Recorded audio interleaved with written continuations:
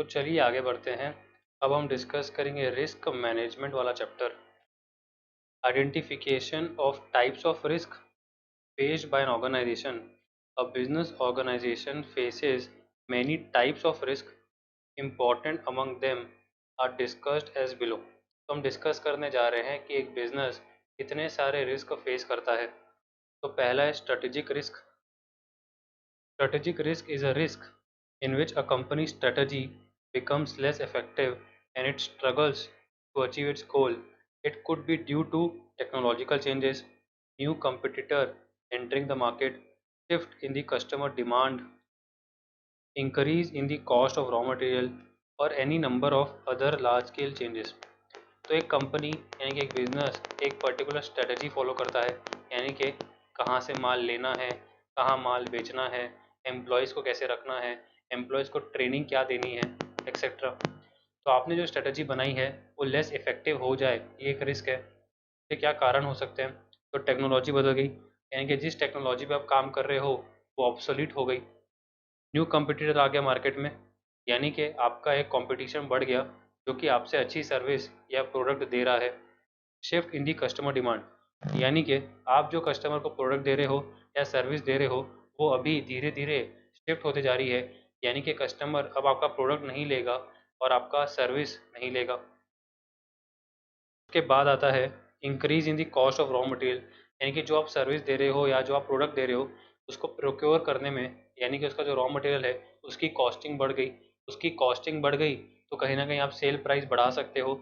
अगर आपने sale price same रखी तो आपका मार्जिन यानी कि प्रॉफिट कम हो जाएगा, और अगर आपने सेल प्राइस बढ़ा दी तो क्या पता जो कॉम्पिटिटर है वो कम प्राइस में अपना माल बेच दे। These are the strategic risk faced by the organisation. दूसरा आता है compliance risk. A company pursuing cement business likely to venture into sugar business in a different state, but laws applicable to the sugar mills in that state are different. So that poses a compliance risk. If the company fails to comply with the laws related to a new area or industry or sector, it will pose a serious threat to its survival. तो basically कहने का मतलब ये है compliance risk का कि company को बहुत सारे लॉज एंड रेगुलेशंस कंप्लाई करके चलने पड़ते हैं।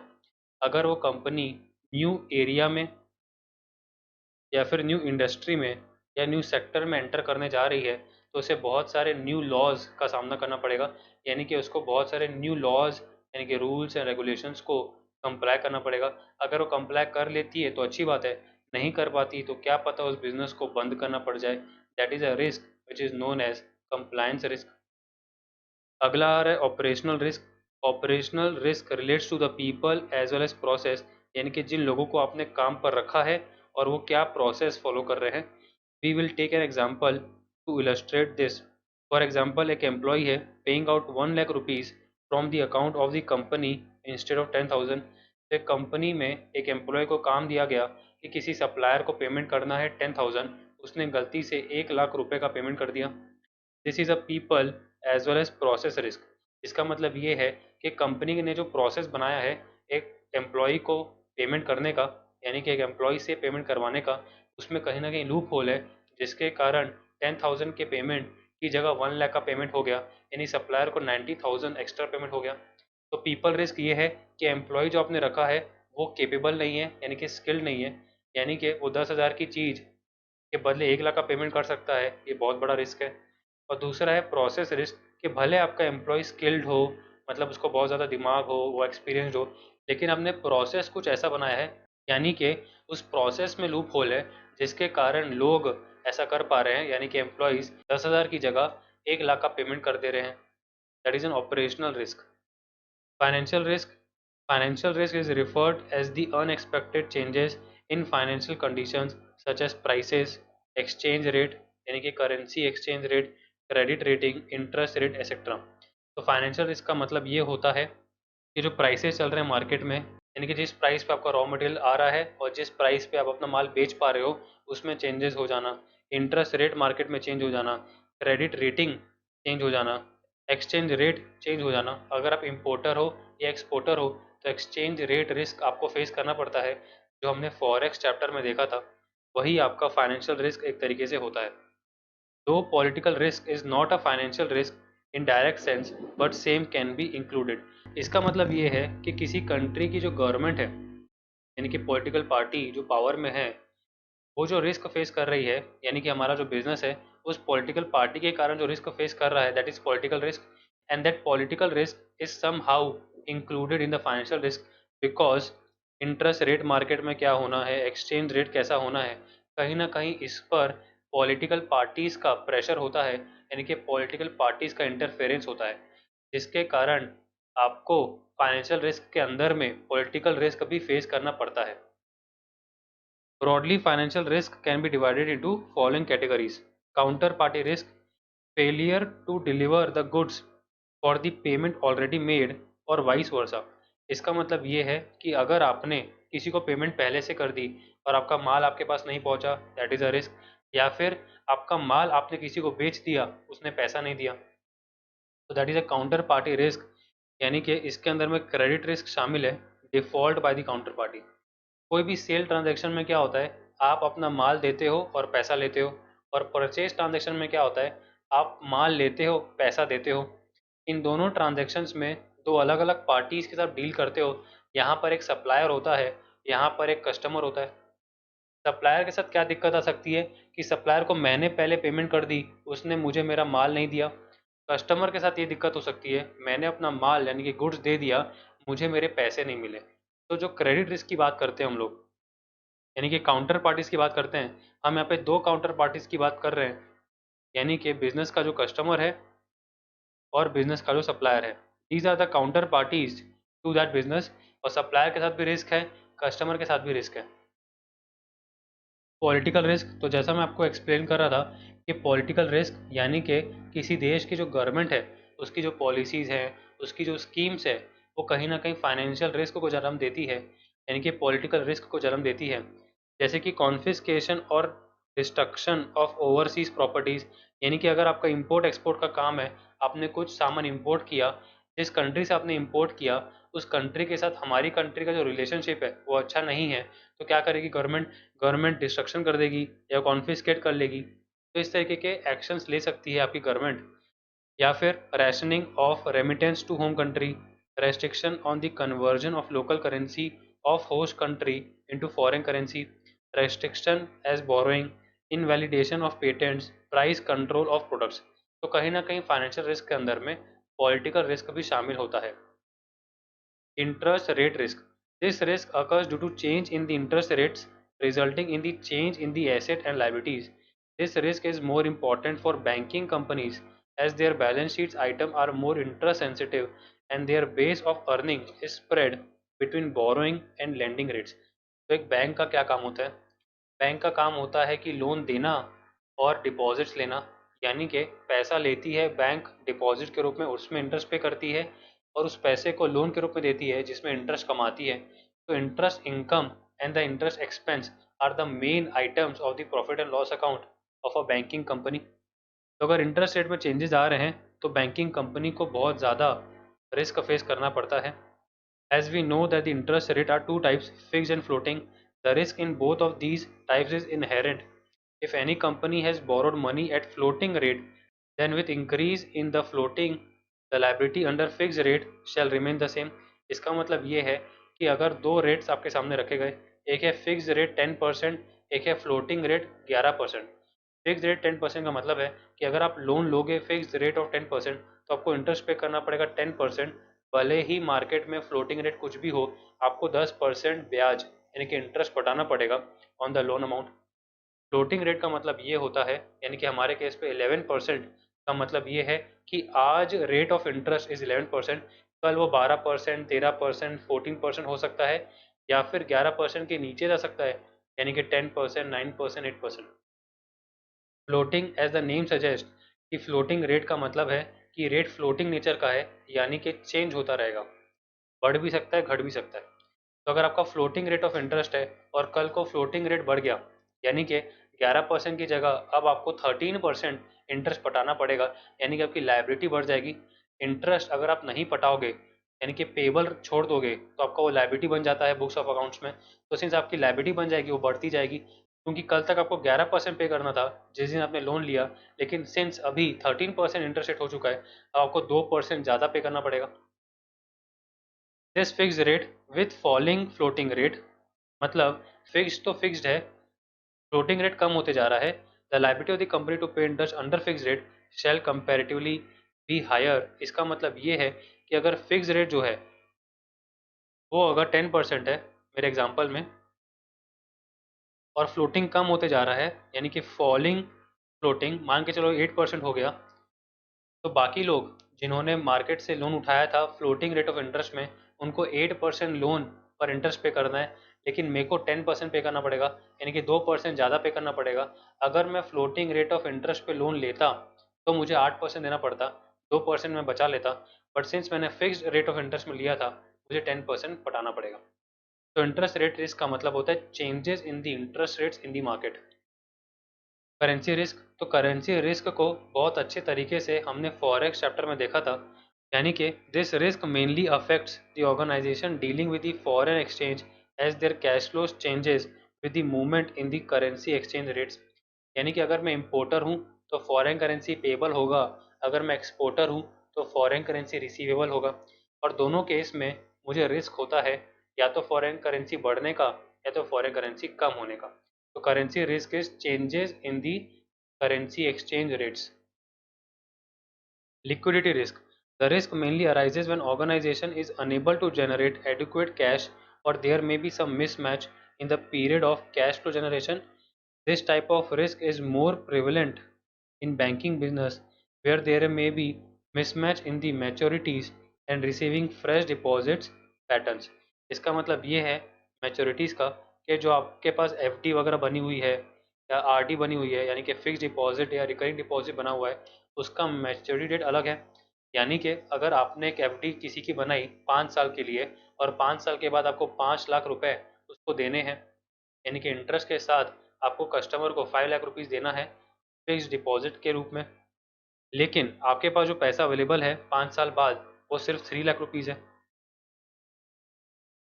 तो यहाँ पर एक मिसमैच है, यानी कि 5 साल बाद आपको पता है कि आपको 5 लाख देने हैं, लेकिन 5 साल बाद आपकी सिचुएशन ऐसी है कि आपके पास सिर्फ 3 लाख रुपीज़ ही पड़े हुए हैं, तो there is a mismatch.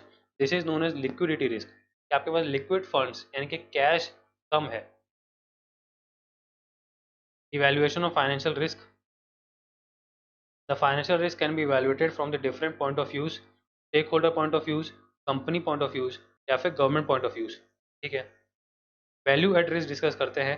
VAR is a measure of risk of the investment. तो हमने पोर्टफोलियो मैनेजमेंट में देखा था कि हर इन्वेस्टमेंट का दो कैरेक्टरिस्टिक होता है, एक होता है रिटर्न और एक होता है रिस्क, और हमने वहाँ पे सीखा था कि रिटर्न कैसे निकालते हैं और रिस्क कैसे निकालते हैं। इस चैप्टर में भी रिस्क निकालने का एक दूसरा तरीका सीखेंगे, यानी कि value at risk VAR। It is the world's most widely used measure of financial risk. तो अगर आपको फाइनेंशियल रिस्क निकालना है तो आप VAR यूज़ कर सकते हैं। It is a type of statistical tool based on standard deviation. तो जो काम हम पोर्टफोलियो मैनेजमेंट में किए थे, यानी कि वहाँ पर हम लोग स्टैंडर्ड डेविएशन निकालते थे और उसे रिस्क बोलते थे, यानी कि परसेंटेज के फॉर्म में रहता था, कुछ उस तरीके से ही हम लोग यहाँ पर भी वैल्यू एट रिस्क निकालेंगे। Application of VAR. VAR can be applied to measure the maximum possible loss on any portfolio or a trading position as a benchmark for performance measurement of any operation or trading. To fix the limits for the individuals dealing in the front office of a treasury department, to enable the management to decide the trading strategies as a tool for asset and liability management, especially in banks. Actually में जो VAR है यानी value at risk है, ये हमें ये बताता है कि किसी इन्वेस्टमेंट में आपको मैक्सिमम लॉस कितना हो सकता है। The concept of VAR can be understood in a better manner with the help of following example. यहाँ पर हम लोग 4 स्टेप्स फॉलो करने वाले हैं to calculate the VAR। Step number 1 है वॉलेटिलिटी निकालना रुपीज़ में, फिर standard deviation of the portfolio निकालना मार्कोविट्स का फॉर्मूला यूज़ करके, यानी कि जहाँ पर मैंने आपको बताया था √A² + B² + 2AB वाला फॉर्मूला यूज़ करना। जी स्कोर यानी कि Z score normal distribution table में से निकालना यूजिंग द कॉन्फिडेंस लेवल, और लास्ट में आपका आ जाएगा मैक्सिमम लॉस यानी कि वैल्यू एट रिस्क 2 × 3 यानी कि standard deviation of the portfolio जो आप रुपीज़ में कैलकुलेट करोगे multiply with the Z score. Suppose you hold rupees 2 crore shares of X Limited whose market price standard deviation is 2% per day. इसका मतलब ये है कि जो मार्केट प्राइस है उस शेयर की वो 2% एक दिन में बढ़ सकती है और 2% एक दिन में गिर सकती है. This is the standard deviation. Assuming 252 trading days in a year, determine maximum loss level यानी कि VAR over the period of 1 trading day and 10 trading days with 99% confidence level. यानी कि हमको VAR निकालना है, मैक्सिमम लॉस लेवल निकालना है. सबसे पहले वॉलेटिलिटी निकालेंगे, यानी कि मेरा जो इन्वेस्टमेंट है वो कितना बढ़ सकता है या कितना घट सकता है, यानी कि कितना वॉलेटाइल है. That is 2 crore multiply by 2%, यानी कि 4 lakh rupees.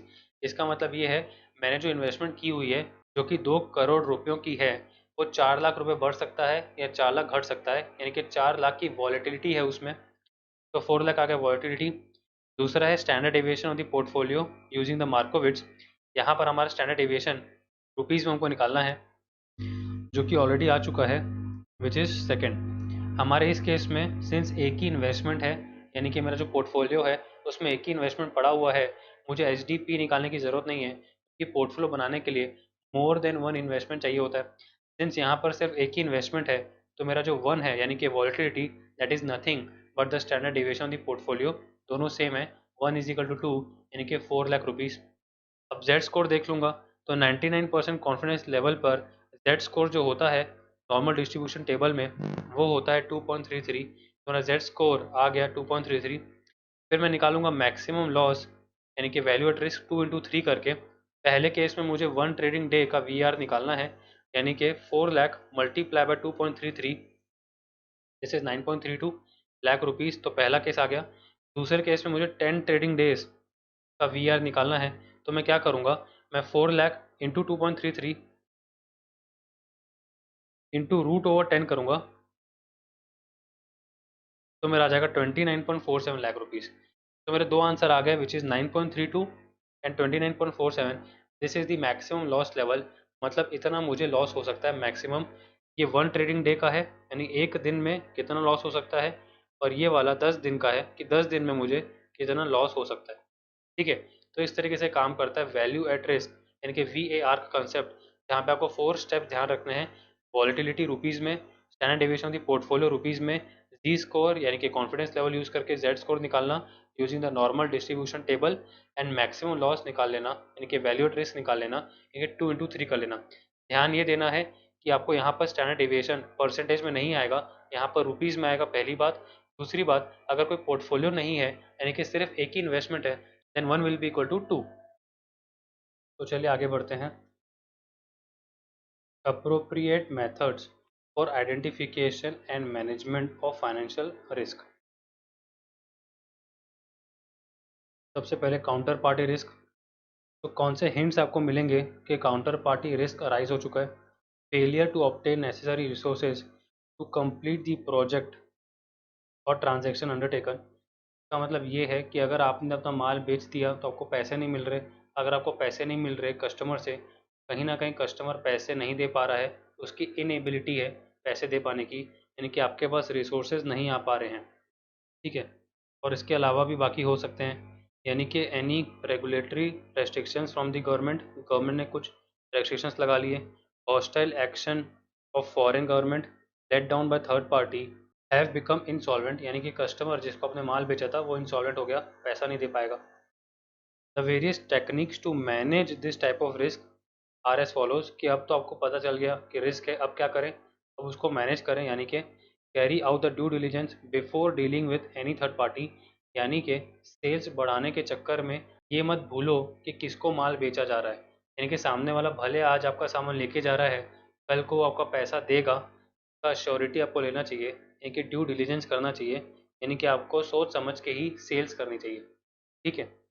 Do not over commit to a single entity or group of connected entities, यानी कि ज़्यादा कमिटमेंट मत दो. नो योर एक्सपोजर लिमिट्स, मतलब कितना लॉस आप सह सकते हो वो आपको डिटरमाइन कर लेना चाहिए. Review the limits and procedure for credit approval regularly.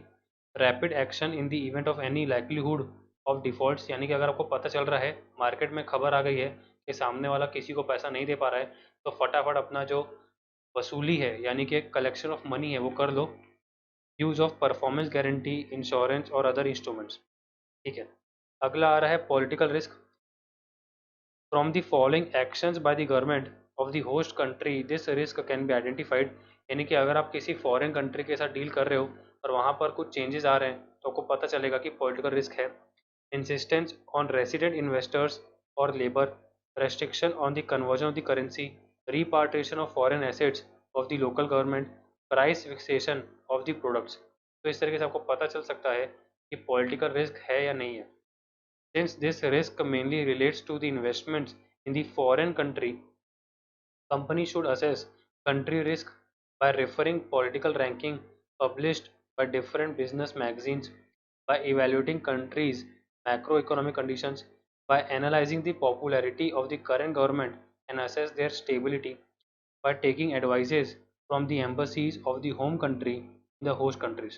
तो कुछ इस तरीके से आप पॉलिटिकल रिस्क को मैनेज कर सकते हो। Further following techniques can be used to mitigate this risk: local sourcing of raw material and labor। ये बहुत ही इंपॉर्टेंट पॉइंट है, क्योंकि अगर आपकी कंपनी फॉरेन कंट्री पे डिपेंडेंट है फॉर दी रॉ मटेरियल तो बहुत दिक्कत की बात है, क्योंकि अगर दोनों कंट्रीज के बीच का जो रिलेशनशिप है गवर्नमेंट्स के बीच वो अगर अच्छा नहीं है तो क्या पता आपका रॉ मटेरियल आने में बहुत समय लग जाए। तो आपको कोशिश करनी चाहिए कि आप लोकल सोर्सिंग करो, यानी कि अपने खुद की कंट्री में कोशिश करो कि वहाँ से रॉ मटेरियल प्रोक्योर कर पाओ। ये बहुत ही इंपॉर्टेंट चीज़ है और हर कंपनी के सर्वाइवल में इस चीज़ का बहुत ही इंपॉर्टेंट रोल होता है अगर वो डिपेंडेंट है फॉरेन कंट्री पे, चाहे वो सेल्स हो चाहे वो परचेज हो। अगर आप परचेज पे डिपेंडेंट है यानी कि रॉ मटेरियल पे डिपेंडेंट है तो अगर रिलेशनशिप अच्छे नहीं है तो आपका रॉ मटेरियल बहुत देरी से आएगा और आपका कंपटीटर अपना माल बना बना के बेचेगा। दूसरा चीज़ है, अगर आप फॉरेन कंट्री पे डिपेंडेंट हो फॉर सेल्स तो क्या पता बॉर्डर्स क्लोज है और आप सेल नहीं कर पा रहे, मतलब फॉरेन कंट्री में आपके कस्टमर बैठे हैं जिनको आपका प्रोडक्ट चाहिए लेकिन आप भेज नहीं पा रहे क्योंकि बॉर्डर्स सील्ड है। तो लोकल सोर्सिंग करनी चाहिए रॉ मटेरियल एंड लेबर्स का, साथ ही साथ आपको लोकल मार्केट्स देखने चाहिए जहाँ पर आपके जो प्रोडक्ट्स हैं वो सेल हो पाए। Entering into joint ventures, local financing, prior negotiations. ठीक है, interest rate risk. Generally, interest rate risk is mainly identified from the following: monetary policy of the government, any action by the government such as demonetization, economic growth, release of industrial data, investment by foreign investors, stock market changes। These are some of the risks which are in the nature of interest rate risk। यानी कि इन सारे reasons के कारण interest rate fluctuate हो सकता है। बढ़ते हैं आगे। Currency risk. Just like interest rate risk, the currency risk is dependent on the government action and economic development. Some of the parameters to identify the currency risk are government action, nominal interest rate, inflation rate, natural calamities, war, coup, rebellion, etc., change of the government। These are some of the parameters to identify कि currency risk है या नहीं है। चलिए VAR का question देख लेते हैं। Consider a portfolio consisting of a 2 crore investment in share XYZ and a 2 crore investment in share ABC।